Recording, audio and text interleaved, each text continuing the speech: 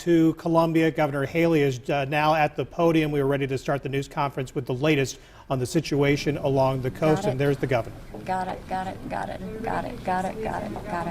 Thank you. Good morning. So we are, it is storm day. And so those are the things that we're going to continue to watch.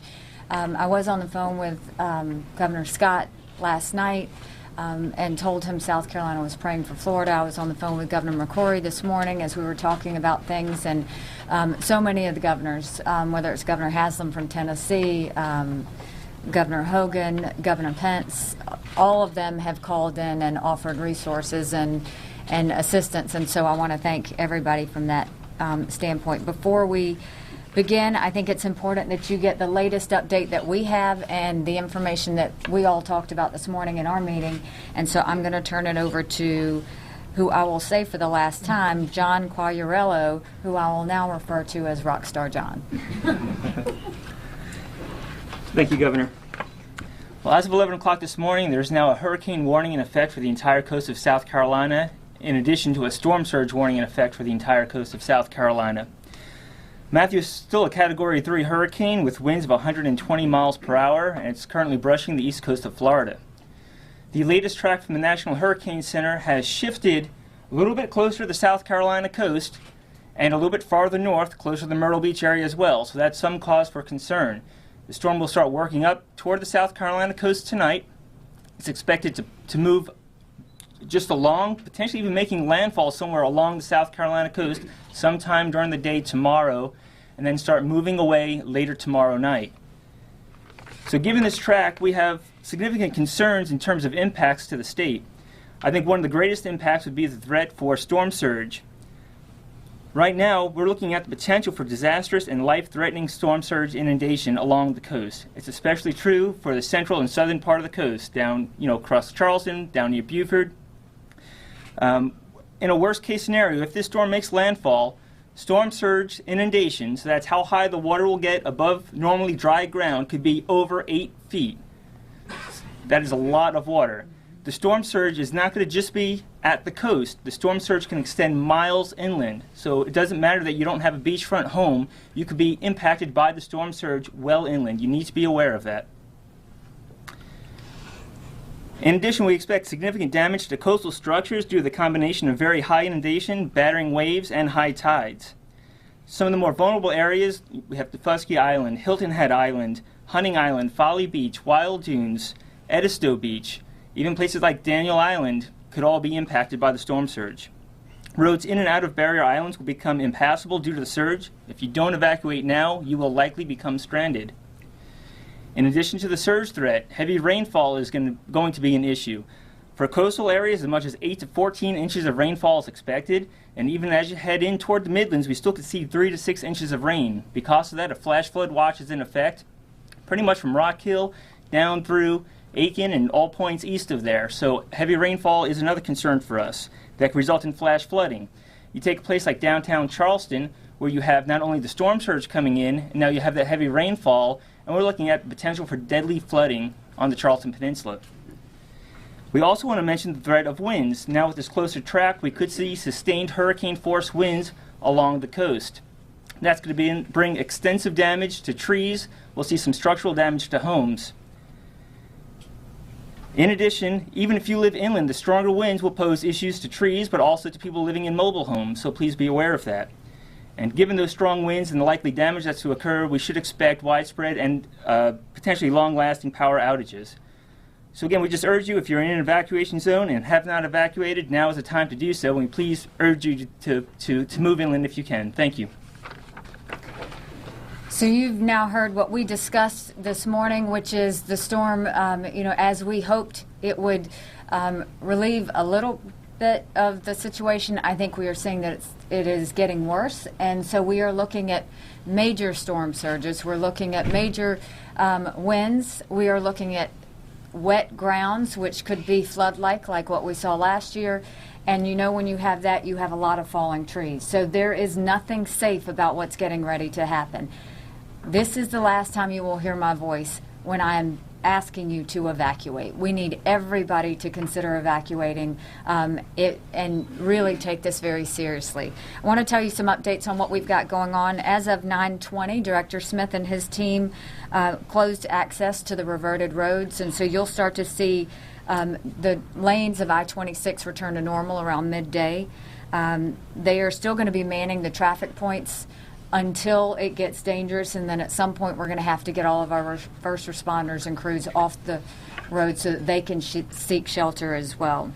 We have 712 troopers on the road, 2,700 DOT maintenance crew members that are ready to go, thousands of guardsmen that are on the ground but also getting ready to be deployed during the search and rescue situation. The number who have evacuated as of this morning are now at 310,000, which is up from 280,000 in my report yesterday afternoon. What we want to remind people is local bus operations are still moving to shelters. So if you are not going to evacuate upstate, at least go to a shelter. At least go to those areas where we know that we can have a safe, comfortable place for you to have food and water, and that we can make sure that we've got generators and something where you will feel informed and know what's going on. Many shelters have plenty of room, so that's what we want to see, is people at least taking time to go to a shelter if they don't evacuate. The Charleston Harbor will be closed at 10 a.m. National Guard, yes, 2,000 on duty, 3,000 on standby. We are receiving, like I said, multiple resources from other states who have offered help, but also FEMA is really stepping up and making sure that we have the pre-storm supplies that we need going forward to man the shelters and do all the things that we need to do, and then they will stay through the post-storm to make sure that that goes on as well. Our barrier islands, it's the biggest concern we have right now, is the fact that we need people to move. Daniel Island, they're not moving. We need you to consider coming up north. This is the time where you can evacuate. We need you to do this. The water that's going to come in is going to be dangerous. Daufuskie Island, we have 100 people on Daufuskie, and the last ferry left out at 6 yesterday, and there were still 100 people there. We did another ferry at 10:30 this morning. We do have National Guardsmen there and DNR there with boats and helicopters to lift people out. If you know of anybody on Daufuskie that is staying, it is going to be underwater. So we have to get these people out, and it's very important that we spread that message. We are now in all of the areas where we are seeing could be possible really dangerous areas. We are either doing the reverse 911 calls, or we're going door to door to try and ask people to get out. This is what our law enforcement and county officials are doing as we speak to try and get everybody to understand the seriousness of what is going on. We have 66 shelters that are open. That's one more than we had yesterday, but we have plenty more available, and there's a lot of availability in all of those shelters.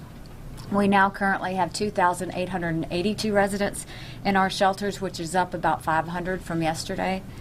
674 staff members are on the ground in the shelters ready to help. We have adequate food supplies and backups as needed, so that's not going to be a concern. We just want to remind those that do go to the shelters that if you have a restricted diet, we may not be able to help you with that. So we want to make sure that you bring those appropriate things, as well as baby formula should you have to have that. As of 9 a.m. this morning, 104 medical facilities were evacuated. Beaufort Memorial will be evacuated by noon today. So again, when you see an entire hospital get evacuated, even if you were to have some health emergency, there is not going to be anyone there to help you, and that's something that we want you to think about. I want to thank especially our EMS professionals. They have transported thousands of people across the state to get them out of harm's way. And so, as we have said again, if you see law enforcement, if you see guardsmen, if you see EMS professionals, I can't say enough about the people who have been on the ground doing the work, putting in the long hours, because they have really, they really deserve our utmost respect in that. We do have 4 open special needs facilities now, but we also have 4 more available should we need them. There are, one of the things we're proud of is that we have pet-friendly facilities, and so we want to make sure that people are using them. We told you we had 2 in the Low Country yesterday. We've opened another one in Spartanburg. If the reason you are not leaving is because of a pet, we've got plenty of space. You're not going to go in there to a cramped shelter. We have plenty of space and want to make sure that we let you know that, animals, we want them to be safe too. There are places for you to go. Please heed those warnings and don't let that be the reason that you don't evacuate. Hotel availability is still spotty. We now have 2 hotels in Anderson that are available. We had 4 in Columbia open up overnight since they moved the game, so there are some Columbia rooms available. We have 3 in Greenville, and so certainly just know that if you go to Expedia or Airbnb, they have opened up a lot of other rooms there in Columbia and Greenville. Please go to Expedia or Airbnb, and you can still find additional shelter resources. With that said, I want to say I can't say enough about the team behind me and those that are not here in terms of all the directors of the agencies working together, the cooperation everybody has shown. We understand the situation that is before us, and it is not a good one. This is the last time you will see me before we are actually in storm mode. So please evacuate, even if it's to a shelter. Even if you suddenly are sitting at home, we have shelters in Charleston and in every county on the coast that we can have and take care of you during this process. But we are now getting ready to see some really tough weather. We are preparing now with our utility crews, with our guardsmen and all local first responders on how we're going to do rescue relief efforts. We are prepared for more flood efforts like what we saw last year. So DNR is very much ready and positioned with boats ready to go and look at that.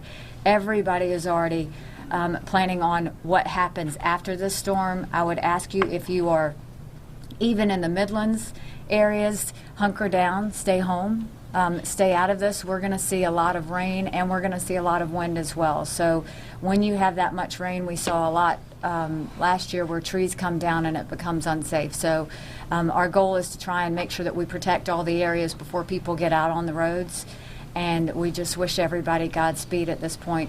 If you have any family members that have not evacuated, please call them. Family members, friends, anyone, please call them and make sure that they know that we still have bus transportation going to those shelters that can help them. So with that, I will open it up for any questions that you may have. Governor, at what point do the law enforcement, National Guard, DOT workers who are out there stop whatever they're doing and go get shelter themselves? So what we've planned on is as soon as it gets dangerous, as soon as it is not safe for them to be out there, they are going to go and seek shelter. Director Smith, do you want to offer anything in addition to that?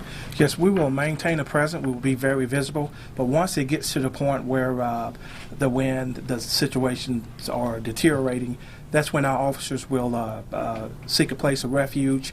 And as soon as the winds abate, that's when our officer will push forward to provide recovery efforts. Where do you expect the hurricane to, sorry, I'm down here. Oh, I was looking Forgive for me. you. Okay. Print me. Where do you expect the hurricane to make landfall? Right now, the track, if Derek could call it up, takes it very close to the South Carolina coast. And as you'll see there, 8 a.m. Saturday, it's very near the Charleston coast. So, any slight deviation in that track by a few miles could make a difference of landfall or not, and that also changes the impact. So, we might get skirted with the eye wall, it might pass just offshore, but if it goes onshore, then we would expect the conditions to be worse in terms of the storm surge and things like that.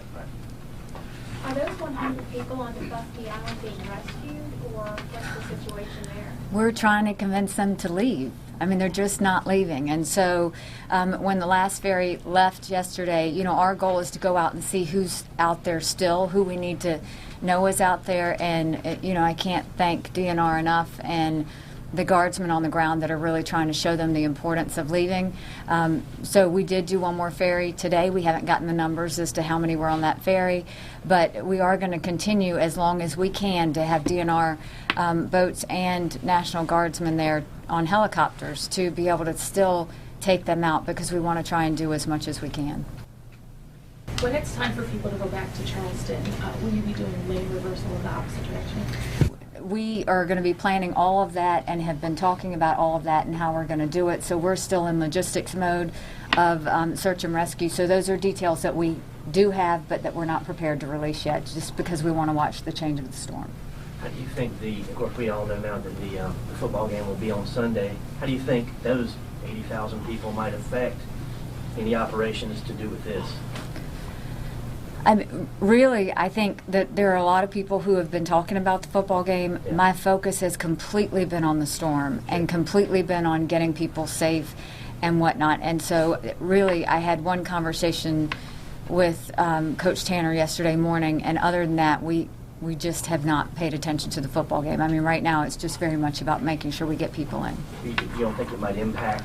I can let Secretary Hull talk about if any traffic conditions that may Yes, happen. I mean, we'll be working with law enforcement to help make sure things are flowing. It's my understanding that there's been some coordination work that's been going on with the University Police Department. I believe that's correct, Director Smith, to try to help move things along. And of course, we'll be looking at the logistics on the reentry, as the governor mentioned. So we'll blend all that together at the appropriate time.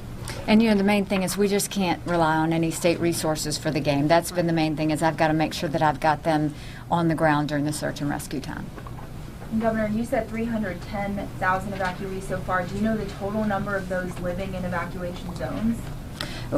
We don't, that information comes from DOT because they log where they're coming from and what it is. They've got the details, and if you, I don't know if you have them on.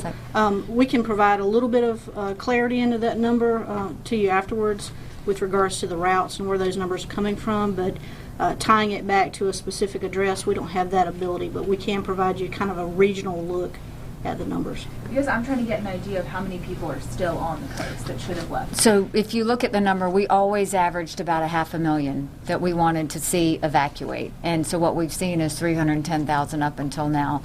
And so, that's all the information we have. That is more than half, so I'm very grateful for the 310, but I will continue to worry about the ones that have not evacuated. Governor, you mentioned utility crews. What's being done in kind of preparation for a bunch of power outages along? So what we may be looking at is a lot of power outages for an extended period of time. So we started 2 days ago talking with not only SC&G but our co-ops in Santee Cooper to say, okay, how can we coordinate? The biggest thing we're doing is we're coordinating the utilities with law enforcement and the National Guard, so that when the utilities go to do their work to get in, they can get in safely and quickly, because that's the biggest thing, is we're going to want to make sure that we can work on that.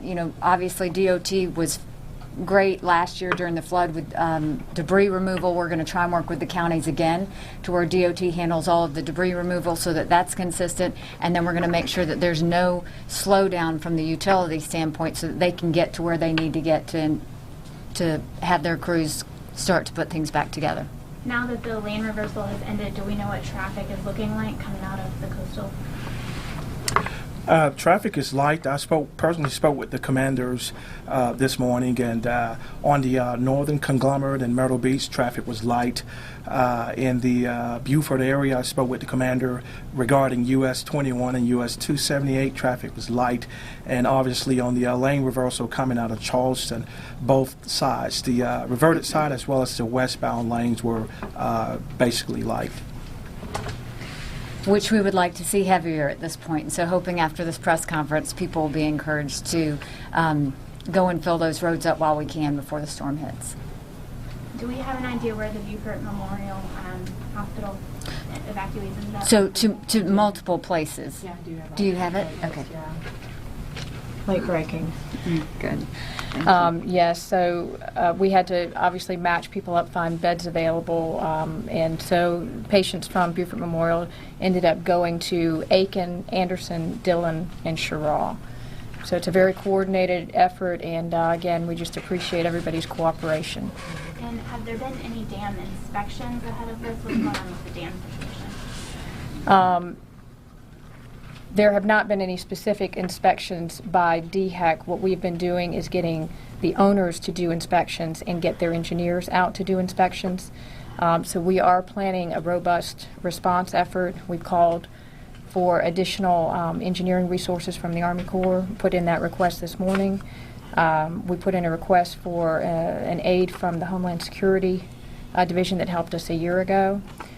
We also have our mobilization plan for our internal resources as well as our external engineering contractor that's been on contract with DHEC since the storm of a year ago. So we have a very robust response plan. You were just listening in live there, another press conference from Governor Haley. She is working very closely with a team to bring yet another update on Hurricane Matthew. They are looking at a Category 3 hurricane right now. Of course, the fear is strong winds, heavy rain, vast power outages, so a lot going on right now. And she said a couple of times, this is the last time you will see me. This is the last time you will hear my voice. Please evacuate. You won't hear from me again until we're in full storm mode. They believe about 310,000 people have left by estimates, which would mean roughly around maybe a little under 200,000 would still be in those areas that they want to leave. And they mentioned Dauphinski Island and also Daniel Island, two places they want to get people out of. If you would like to continue to watch this news conference, we're streaming it live right now on Facebook, on our WSPA Facebook page, along with WSPA.com and our 7 News app. We're going to have much more coming back starting at noon. Also tonight, starting at live at 5, all the way through our 11 o'clock newscast. Absolutely. And if you were looking for Studio 62, that is going to continue right now for you on the CW.